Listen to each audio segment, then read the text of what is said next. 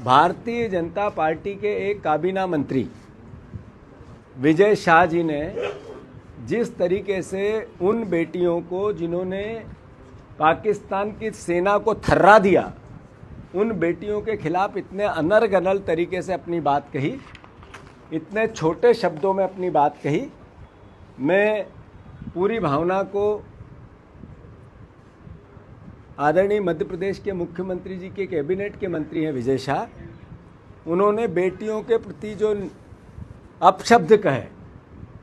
एक मंत्रिमंडल का सदस्य का सामूहिक उत्तरदायित्व मंत्रिमंडल का होता है, तो मोहन यादव जी को अब स्पष्ट करना पड़ेगा कि ये जो विजय शाह जी ने बयान दिया, इससे पूरा मंत्रिमंडल सहमत है क्या? पूरी भारतीय जनता पार्टी सहमत है क्या? और अगर भारतीय जनता पार्टी सहमत नहीं है तो इसी वक्त विजय शाह को बर्खास्त करना चाहिए, विजय शाह जी को इसी वक्त बर्खास्त करना चाहिए। आखिर वो बेटियां जिन्होंने सेना में रहते हुए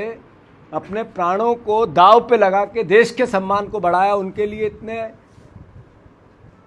निकृष्ट शब्दों का उपयोग करना, मैं मानता हूं कि ये देश का अपमान है।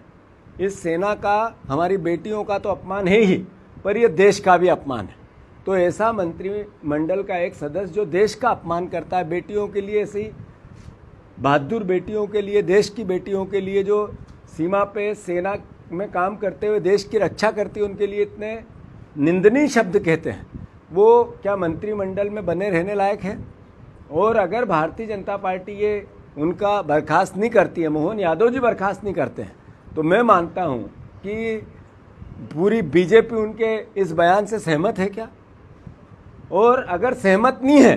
तो नेचुरल है, स्वाभाविक है कि उनको मंत्रिमंडल से इसी वक्त बाहर किया जाना चाहिए। कांग्रेस पार्टी मांग करती है, मैं नरेंद्र मोदी जी को चिट्ठी लिखूंगा, देश के प्रधानमंत्री हैं, मैं हमारे रक्षा मंत्री जी को चिट्ठी लिखूंगा, और मोहन यादव जी और बीजेपी के अध्यक्ष जेपी नड्डा जी, हमारे प्रदेश के मुख्यमंत्री,